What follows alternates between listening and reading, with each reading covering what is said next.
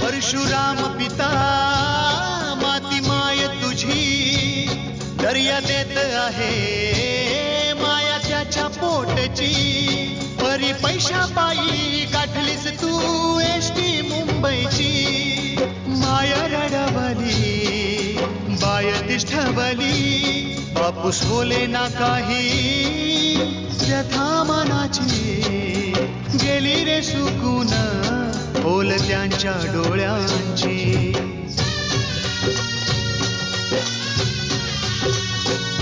नांदी बदलाची साध कोकणची भरतू दे तुझी पाऊले पुन्हा बरकतीची माती कोकणची नाती जन्माची माती कोकणची नाती जन्माची. डॉक्टर म्हणाले नव्हते की जास्त गोळ्या घेणं योग्य नाहीये. मग का अट्ट केला तुम्ही? तुमच्या खोलीनं माझ्या मुलाचा जन्मण्याआधी जीव घेतला.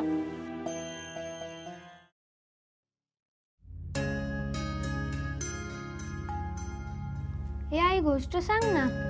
हो सांगते हा. सांग ना लवकर. अरे तुला नेहमीच घाई असते. आठवू तरी दे मला. मी ना तुला आज श्रीकृष्णाची गोष्ट सांगते. त्याला ना कंस मामा होता, तो खूप वाईट होता. त्याला समजलं होतं की आपली बहीण देवकी आहे ना, तिच्या 8व्या पुत्राकडून आपला वध होणार आहे. म्हणून त्यानं तिला आणि तिच्या नवऱ्याला म्हणजे वासुदेवाला दोघांनाही तुरुंगात डांबून ठेवलं. तिथेच तिनं 7 पुत्रांना जन्म दिला लागोपाठ. प्रत्येकाला दरवेळी कंस मामा मारून टाकायचा. कौस मामा इतका दुष्ट होता का ग आई? हो ना, खूपच दुष्ट होता. म्हणूनच जेव्हा तिला 8वा पुत्र झाला श्रीकृष्ण, तेव्हा त्याला त्याच्या वडिलांनी म्हणजे वासुदेवानी नेऊन गोकुळात सोडलं. त्याच्या दुसऱ्या आईकडे, यशोदा आईकडे. यशोदा कोण ग आई? त्याची दुसरी आई म्हणजे जन्म देणारी देवकी आई आणि त्याचा सांभाळ करणारी, त्याला प्रेम करणारी, त्याचे सगळे हट्ट पुरवणारी त्याची दुसरी आई यशोदा आई. मग देवकी आईला यशोदा आईचा राग नाही आला? कशाला राग येईल? ती सुद्धा त्याची आईच होती ना. मग तुला सविता आईचा राग का आला? ती सुद्धा यशोदा आई सारखीच आहे ना.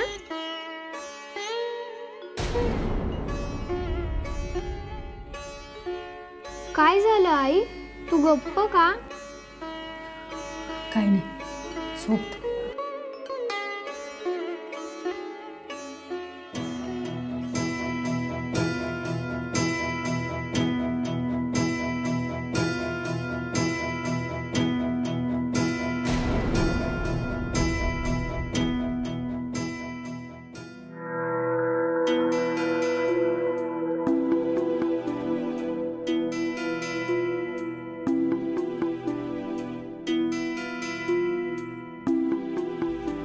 सविता,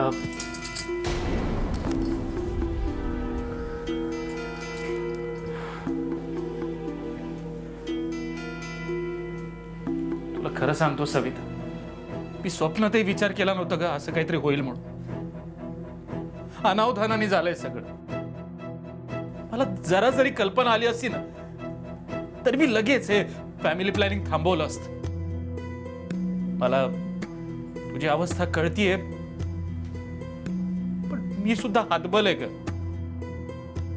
मला तुझ्या आधाराची गरज आहे आणि मला हेही ठाऊक आहे की यापेक्षाही जास्त तुला माझ्या आधाराची गरज आहे. पण तू सतत असं मला दूर सरत राहिलीस तर तुझी बाजू कसा सावरू मी? आधार द्यायचा असता तर हात उचलायची हिंमत नसती केली तुम्ही. सॉरी, माफ कर मला. पण तू काही बोलायला लागल्यावर काय करणार होतो? आणि तुझ्यावर विश्वास नसता तर तुला गावी ठेवून तरी गेलो असतो का ग? विश्वास असता तर नसतं केलं फॅमिली प्लॅनिंग. आता जे झालं ते झालं. या सगळ्यापेक्षा आपलं नातं महत्वाचं नाहीये का? म्हणून तर माहेरी नाही गेले ना अजून. मुंबईला तरी कुठे येतेस? अहो ते मुंबईमुळेच ही वेळ आलीये. आता कशाला जायचं तिकडे मुंबईला? इथं राहून काय करणार होतो मी? काही करता आलं असतं. कुठलंही एखादं छोटं काम करून मला 2 वेळचं जेवायला घातलं असतं ना तरी खुश झाले असते मी. अहो एवढं मोठं घर असताना दुसरं घर शोधाच्या फंदात नसता पडलात तुम्ही. आता यावर मी काय करायला हवं? मला नका विचारू. चल मग कोणाला विचारू? हा? तूच सांग ना, कोणाला विचारू? प्लीज समीर.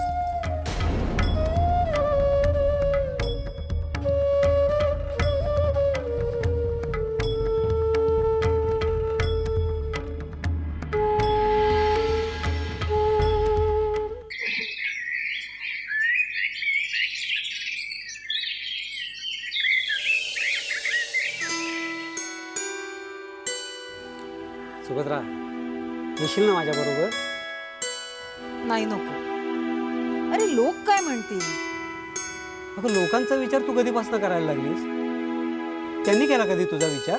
तुम्हा पुरुषांना ना हे सगळं सोपं वाटतं. अरे ह्याला काय अर्थ आहे? म्हणजे आजही आपण समाज काय म्हणेल म्हणून आपल्या इच्छांचा बळी द्यायचा? बाहेर जायची इच्छा तुझी आहे. मला नाही आवडत बाहेर जायला. माझ्या बरोबर पण नाही. तू शब्दांचे खेळ करू नकोस. हा हे चल ना मग. का उगाच भाव खातीयस?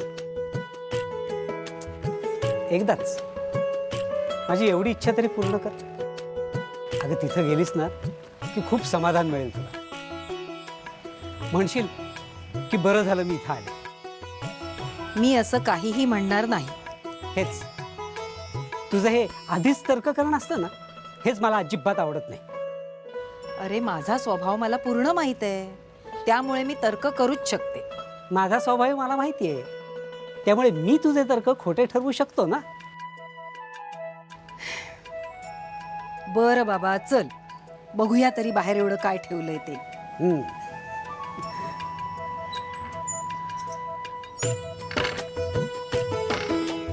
चल. चल.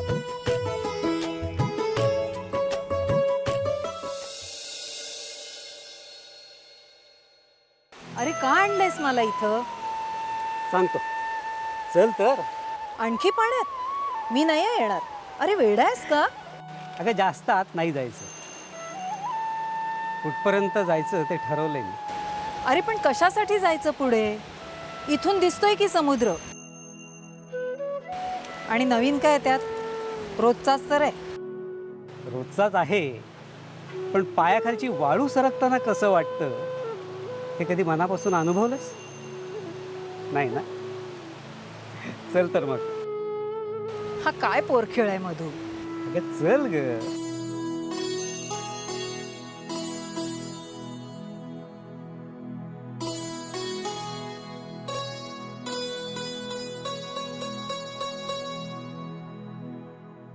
या इथं आता अशी शांतपणे उभे राहा. अनुभव घे.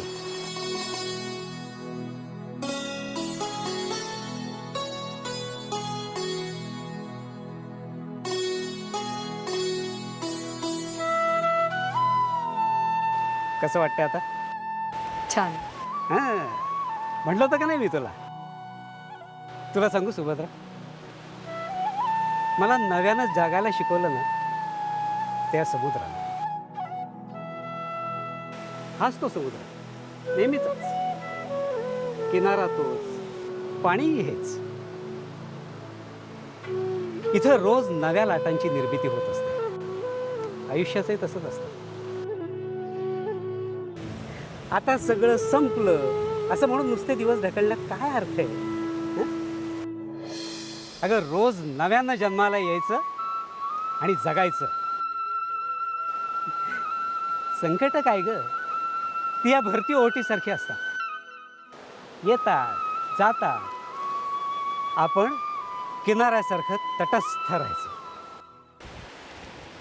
हो, पण लोकांचं काय?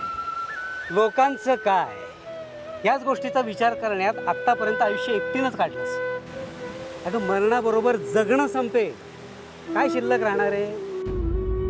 माणसं शिल्लक राहतील, ती तेव्हाही होती आणि आत्ताही, नुसती नावं ठेवायला. अगं पण त्यामुळे आपण आयुष्य जगणं सोडून द्यायचं का? म्हणून म्हणतोय जग, मनसोक्त जग. अरे पण आता कितीसं जगायचंय? काय मिळवायचंय? काय साठवायचंय? अगं अख्खं आयुष्य एका क्षणात जगता येतं आणि तुझ्याकडे असे क्षण भरपूर आहे. आणि पायाखालून निसटणाऱ्या वाळूसारखे तेही निसटतील.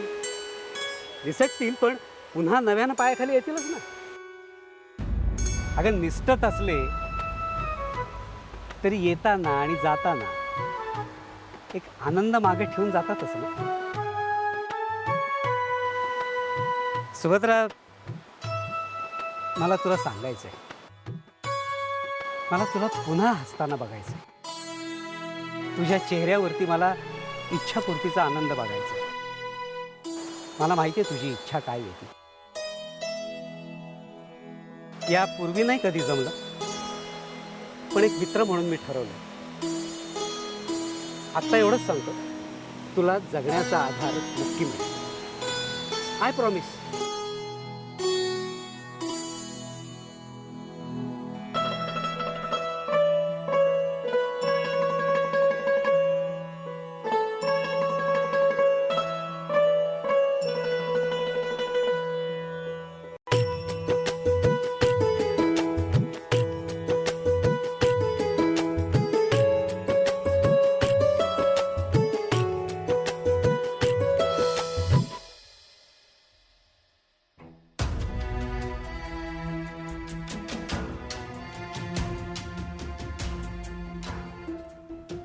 काही बोलणार आहेस का?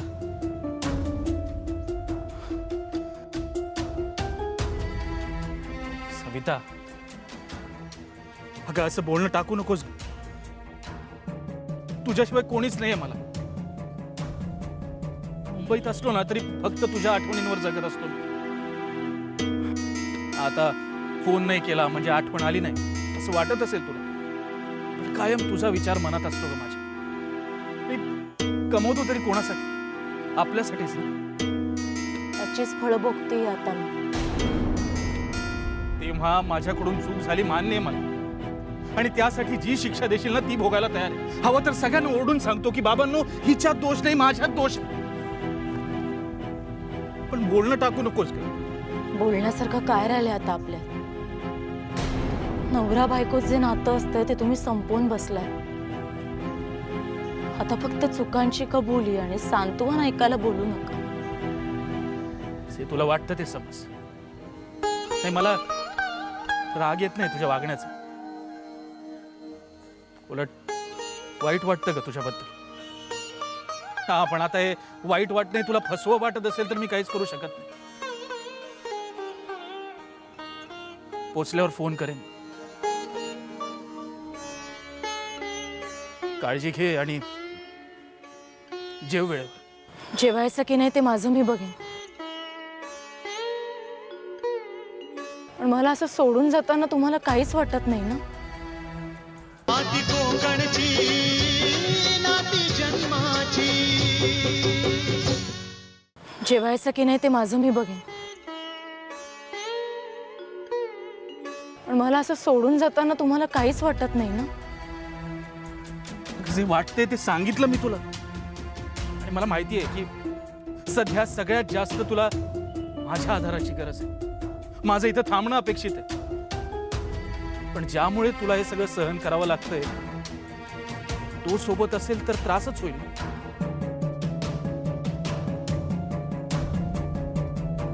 आणि मला माझी नोकरी सोडता येणार.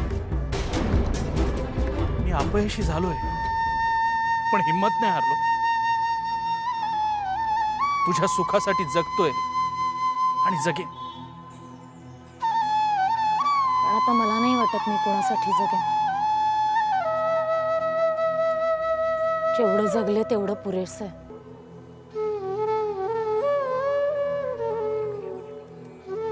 मला माहिती तू असं काहीही करणार नाहीयेस, कारण तेवढी समजूतदार तू आहेस. खुशाली कळवत जा. येतो.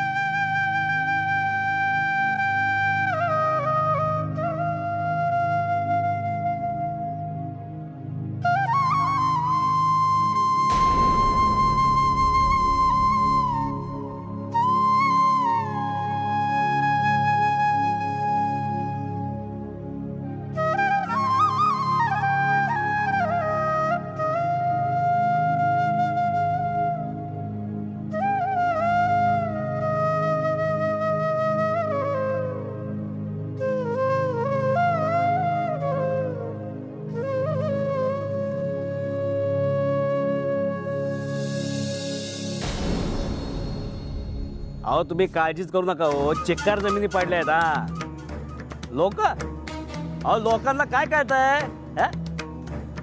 हे बघा, आमदार असो खासदार असो सगळे मॅनेज करू आपण. हा गाववाले, अहो गाववाल्यांना सरकारी कागद दाखवलं ना एकदम चिप बसतात. हा हे बघा, गावचा जो काय वाटोळा व्हायचा तो होऊ देत, पण आपला भला होणार आहे ना, होणार आहे ना, मग झालं तर क्या कोण नाही वाढवेत, आपली पोरं काय कमी आहेत काय? हा येवा येवा, तुम्ही एकदम निश्चिंतपणे येवा. हा आता ठेवा. रंग्या, हा भाऊ. सगळ्या पोरांना बोलवून घे. कुठे बोलव? एस टी स्टँडवर. तुझ्या ना आता एक दिन, अरे अड्ड्यावर बोलव. आपल्याकडे पुन्हा एकदा मालामाल व्हायची संधी आली आहे, ती पण आहे ती सोडायची नाही. सगळी ताकद पणा लावायची. मग अण्णा येऊ नाही तर अण्णाचा बाप मध्ये येऊ, आडवा करायचा. साम दाम दंड भेद सगळे मार्ग वापरायचे, पण ही संधी सोडायची नाही. पण भाऊ, काम काय? तुला सांगतो नंतर. पण एक लक्षात ठेव, यावेळी त्या अण्णाच्या तोडीस तोड उत्तर आहे माझ्याकडे. हा पण भाऊ, मागच्या वेळीसारखी अवस्था होणार नाही ना? नाही म्हणजे एकदा खात्री करून घ्या ना, नाहीतर हा सुद्धा बिल्डर पळून जायचा. त्याचं चामटावी ना तुला. तुझ्या सावंत समजतो काय रे? अरे खात्री असल्याशिवाय हा सावंत बोलत ना कधी. हा हा आता ठीक आहे, मागच्या वेळा बाजू आपली लंगडी पडली, पण या वेळा सगळे आमदार खासदार खिशात आहेत माझ्या. कोणी पण काय पण बोलू शकणार नाही आणि करू पण शकणार नाही. अण्णा आता बघच तू हा सावंत काय करतो त्या.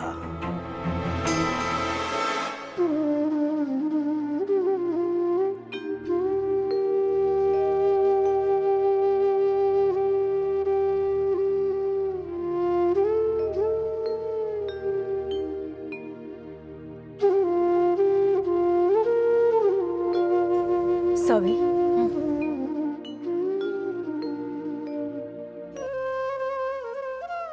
सगळे माझं चुकलं, माफ कर ग मला. तुम्ही कशाला माफी मागताय? तुमच्या जागी तुम्ही बरोबर आहात. मीच माझ्या मर्यादा सोडल्या. तुमचा मुलगा मी माझा मुलगा मानायला लागले होते. सवे, अगं माझा तन्मय तुझा सुद्धा मुलगाच आहे ग. माझं चुकलं, तुला वाटेल ते बोलले. खरं तर एका बाईनंच एका बाईचं दुःख समजून घ्यायला हवं. चुकलं माझं, माफ कर ग बाई मला. मी कोण तुम्हाला माफ करणारे? तुम्ही आई आहात, तुम्हाला अधिकार आहे बोलण्याचा, आणि आईला आपल्या मुलाची काळजी वाटणारच ना. अगं काळजी वाटते म्हणूनच बोलले मी.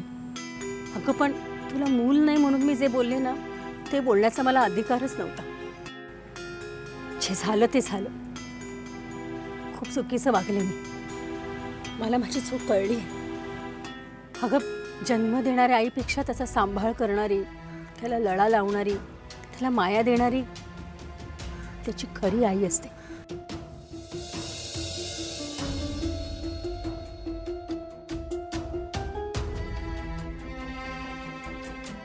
नाती कोकणची नाती जन्माची. ज्याप्रमाणे कृष्णाला जरी देवकीने जन्म दिला असेल, तरी त्याचा सांभाळ यशोदेने केला, म्हणून तीच त्याची खरी आई. कळलंय मला. आजपासून तन्मय तुझाच मुलगा.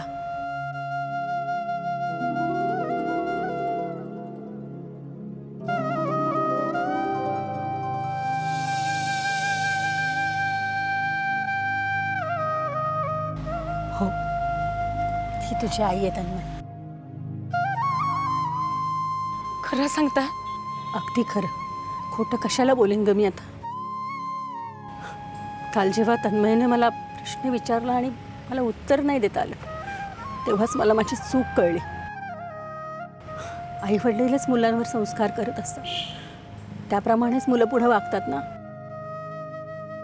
आजपासून तन्मय तुझा मुलगा. बरं सवे, उद्या माझ्या नंडेच्या मुलाचं बारसं आहे. तुला आग्रहाचं निमंत्रण आहे. यायलाच हवं तू.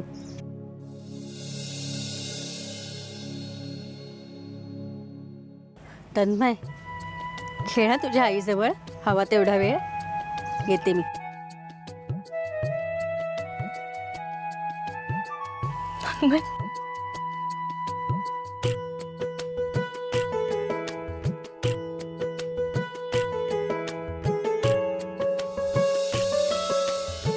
अगं हिशेब करतोय सगळे. बिलं भरायचे आहेत ना. या महिन्याला पैसे कुठे पाठवलेत चिरंजीवानी? तुझ्या औषधाची सुद्धा त्यांना काही शुद्ध उरलेलं नाहीये. तुझ्या औषधासाठी पैसे पाठवायला हवेत, काही जाणीव नाही.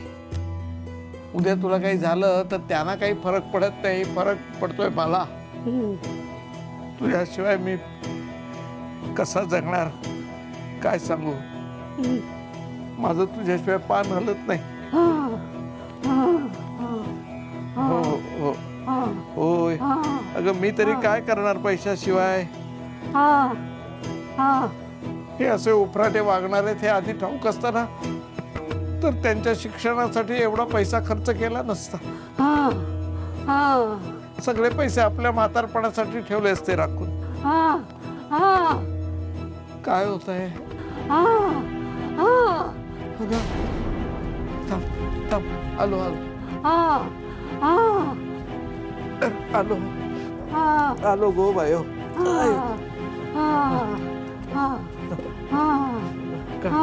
हो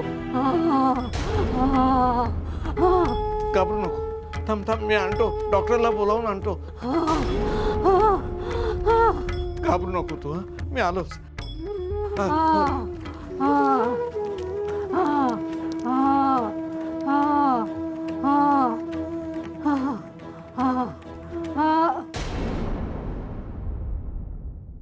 हे गावात असं काहीतरी झालं ना की कसं तरीच वाटतं बघा. नानांची अवस्था बघवत नव्हती. अरे तेवढं केलंच त्यांनी बायकोसाठी. वाईट तर वाटणारच. नवरा असून कधी नवरेपणा दाखवला नाही. लय सेवा केली बायकोची. 10 वर्ष म्हणजे काय कमी नाही झाली.